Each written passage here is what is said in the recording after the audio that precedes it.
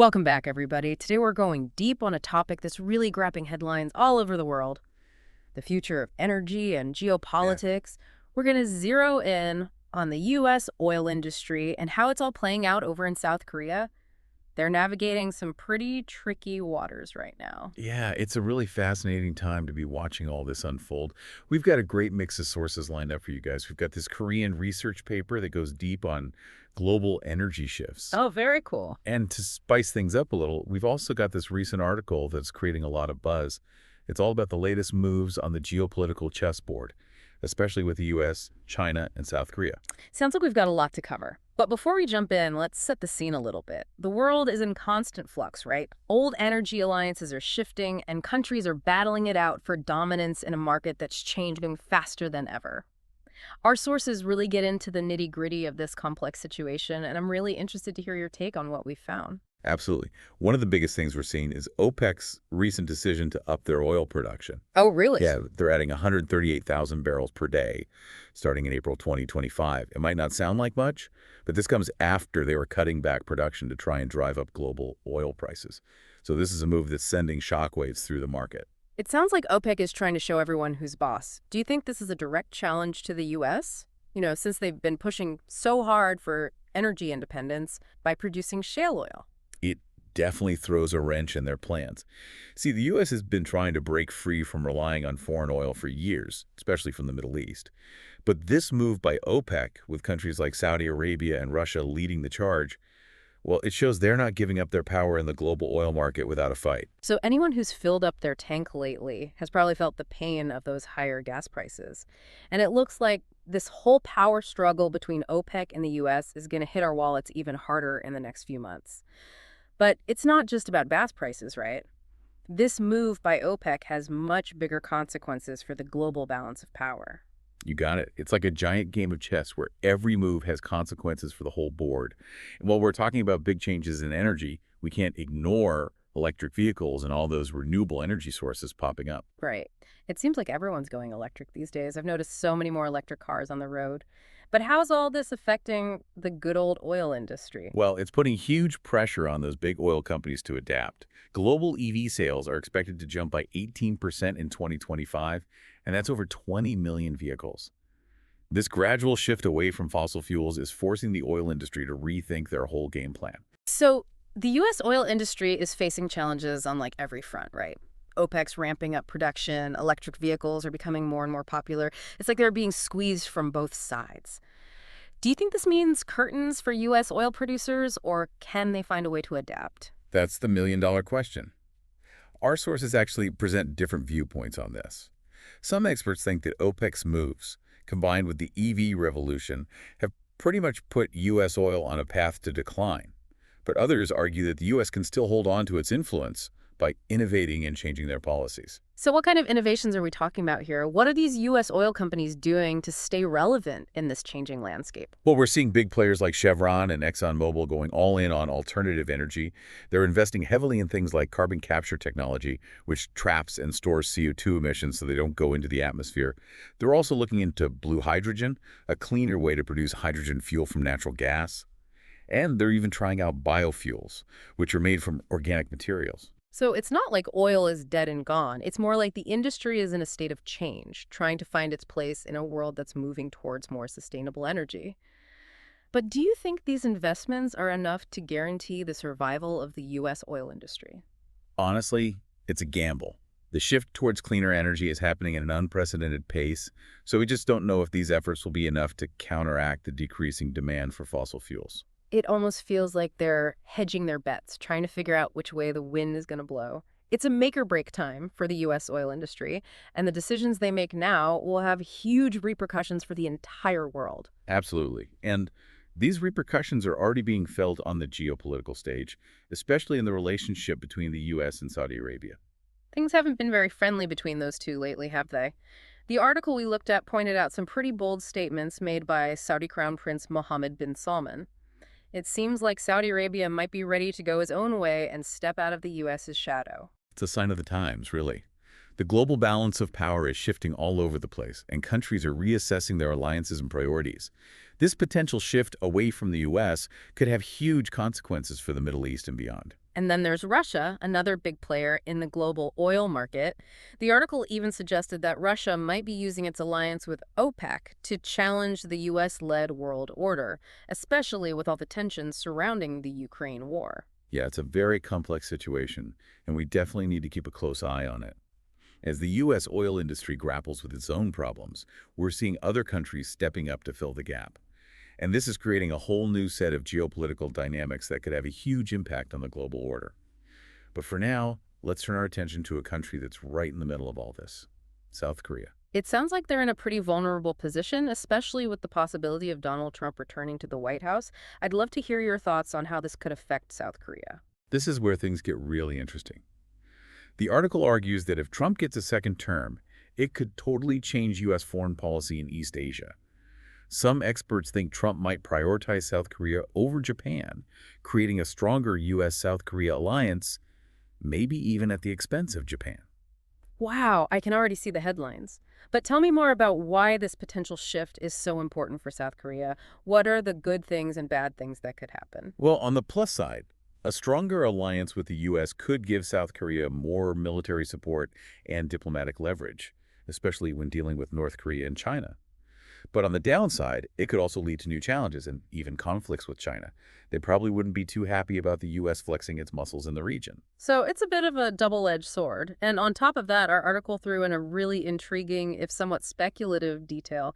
It said that Trump might be open to letting South Korea develop their own nuclear weapons as a counterbalance to North Korea's nuclear program. Now, that would be a game changer. It could significantly increase South Korea's military strength and diplomatic influence, but it would likely upset China and potentially lead to new conflicts with them.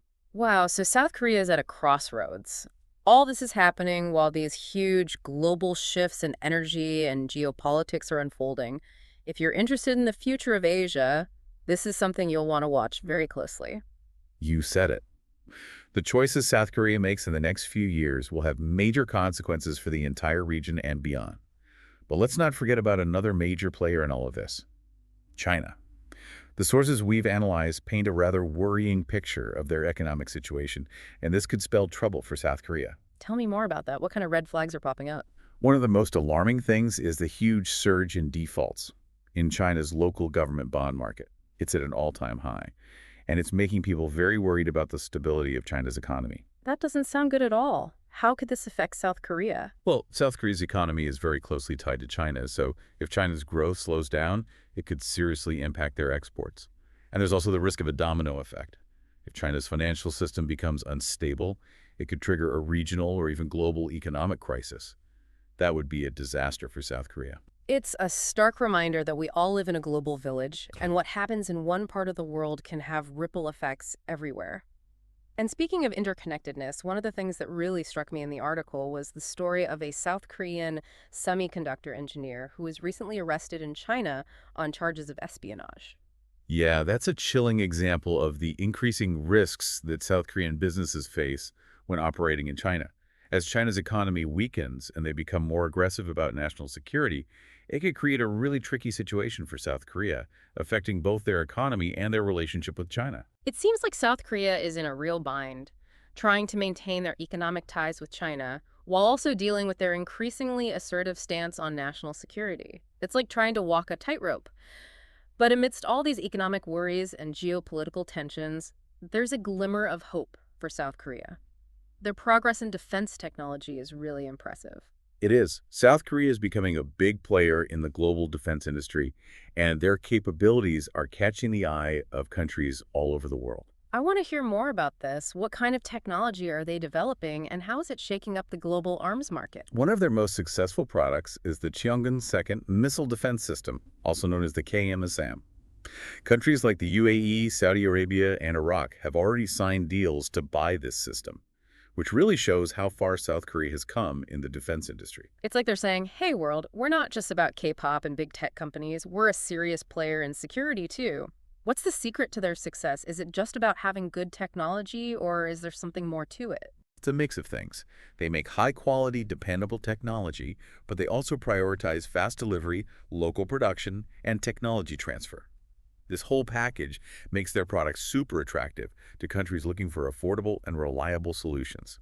So it's not just a business deal, it's a partnership. And they're making strategic moves, like that multi-layered missile defense system they're working on, which is based on Israel's Iron Dome. That's a game changer, especially with the constant threat from North Korea. Absolutely. It's a crucial investment in their own security and a clear message to the region that they're serious about defending themselves. And don't forget about their K-2 Black Panther tanks.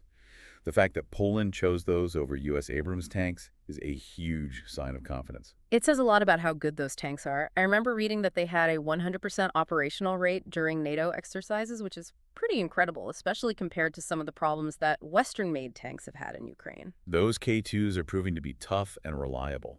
And that fancy barrel cleaning system they have is a big reason why they're so dependable. It's like they've thought of everything. But with all this success, the question is, how will South Korea use these growing defense capabilities to navigate the turbulent geopolitical landscape? Yes, the key question.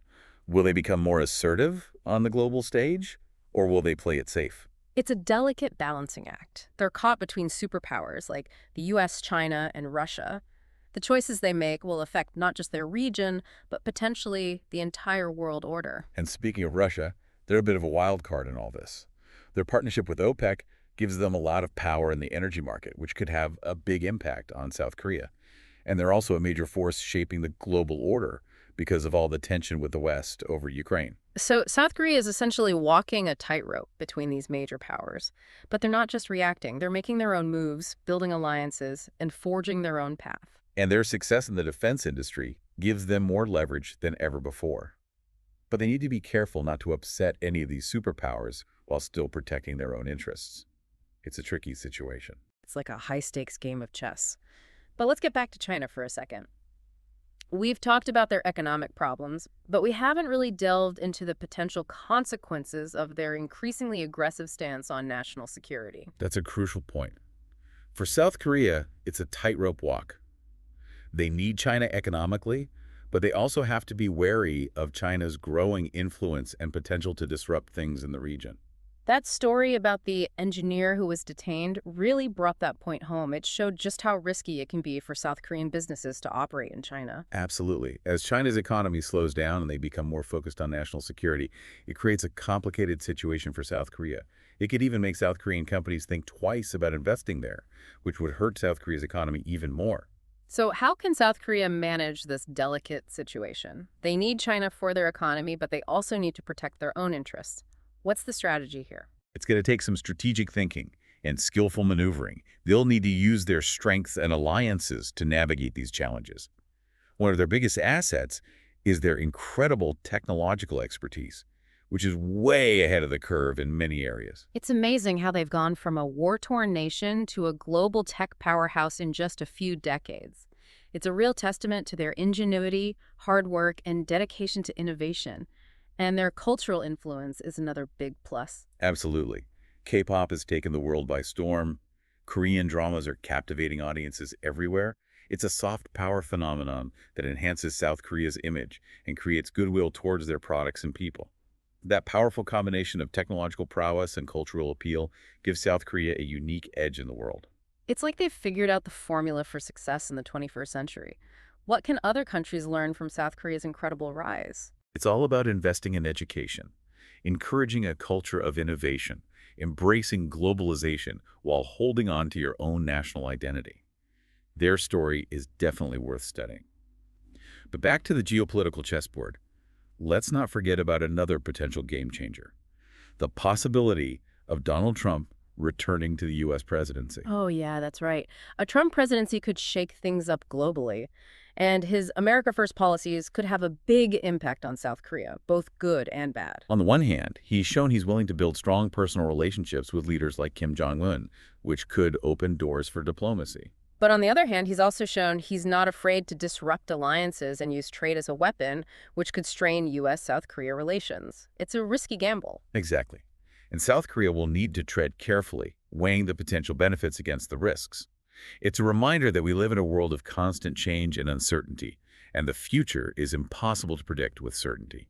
Amidst all this uncertainty, there's also a sense of possibility. New powers are rising, alliances are shifting, technology is transforming the world as we know it. And South Korea is right at the forefront of this transformation. defying the odds and proving that even smaller countries can make a big difference. It's a story of resilience, innovation, and ambition. It's a story worth following closely. It's fascinating how South Korea is making a name for itself in defense, especially with all the challenges they're up against. From all those economic uncertainties and the geopolitical tensions we were just talking about, it's like they're turning obstacles into opportunities. That resilience is kind of baked into their history. I mean, think about it. They rebuilt from scratch after the Korean War. It's true. And now look at them. They're a global leader in technology, not just in defense, but in things like semiconductors and electric vehicles.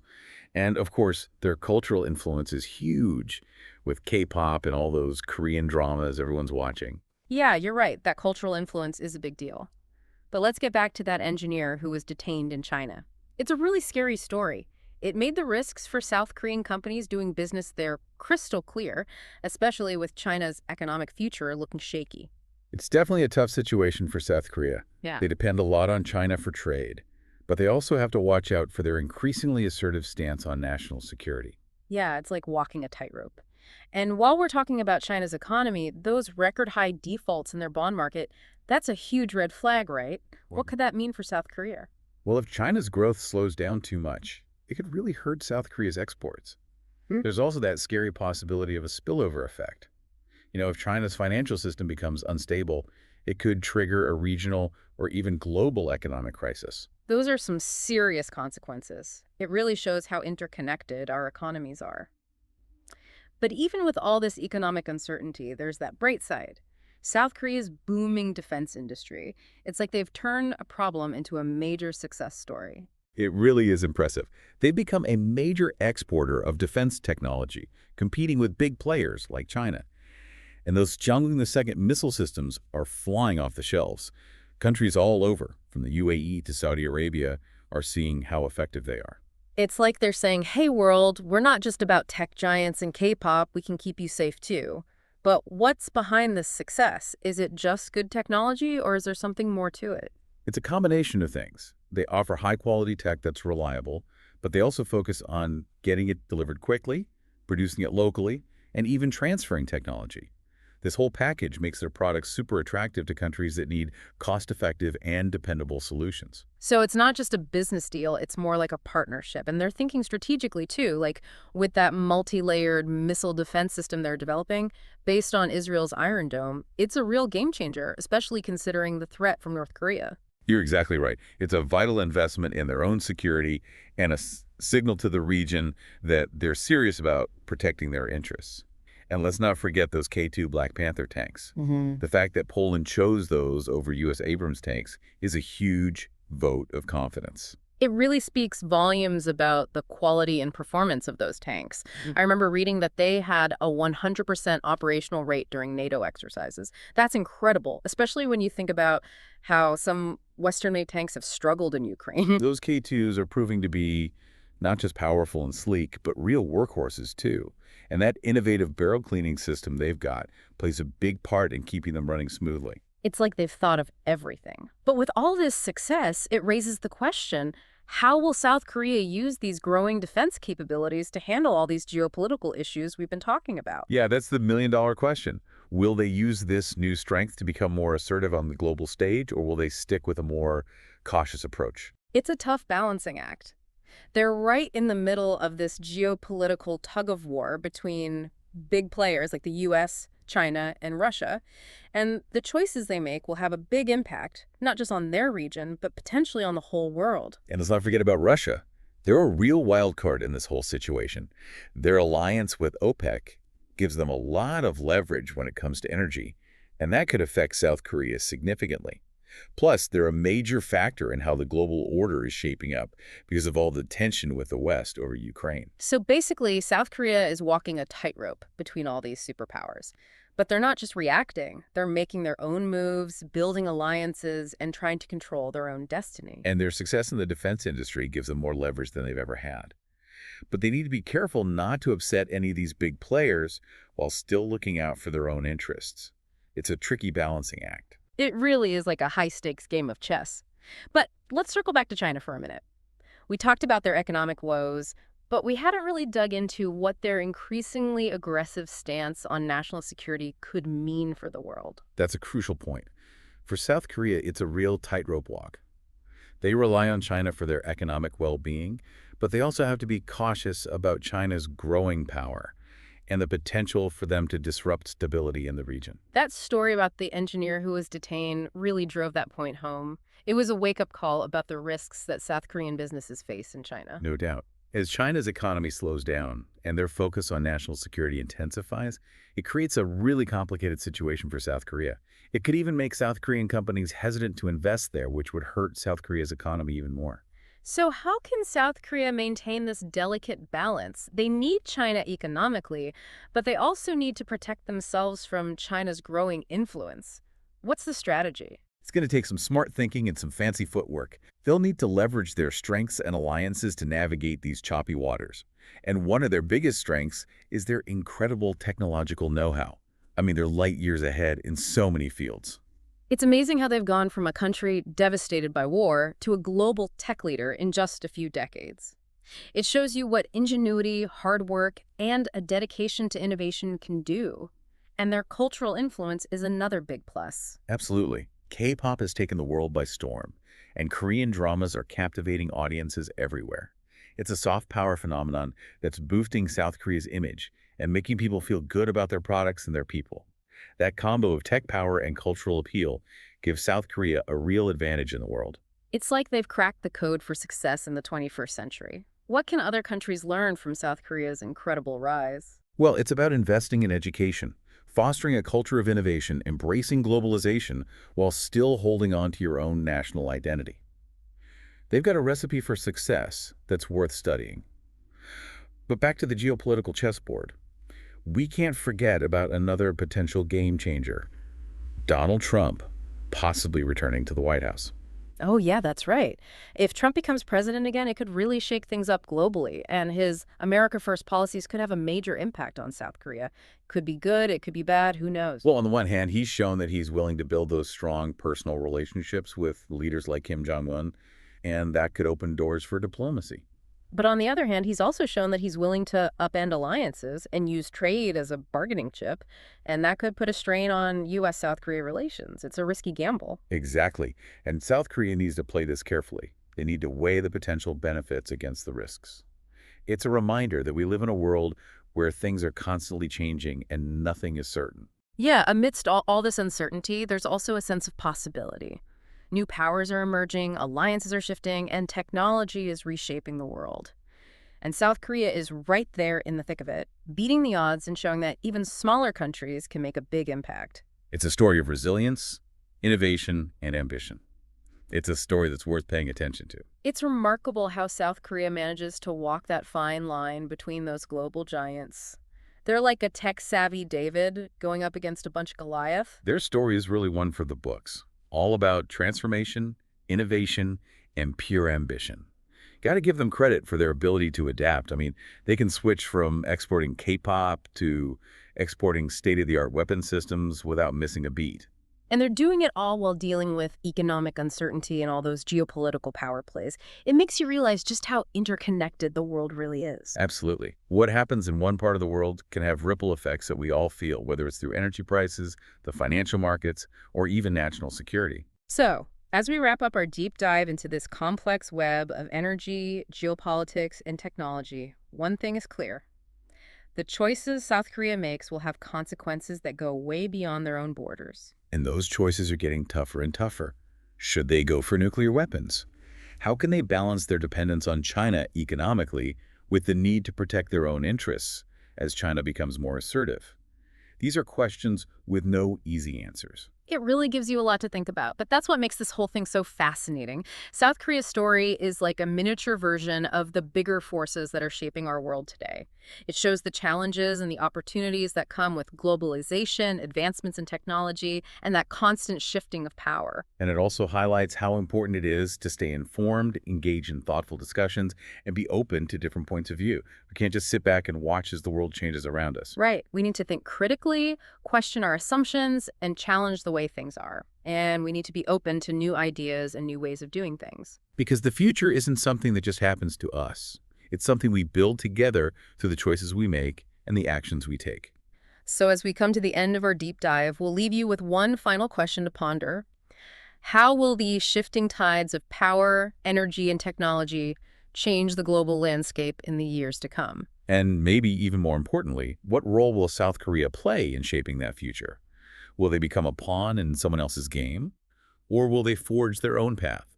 Will they lead by example through innovation, resilience, and a commitment to global cooperation? Who knows? That's a great question.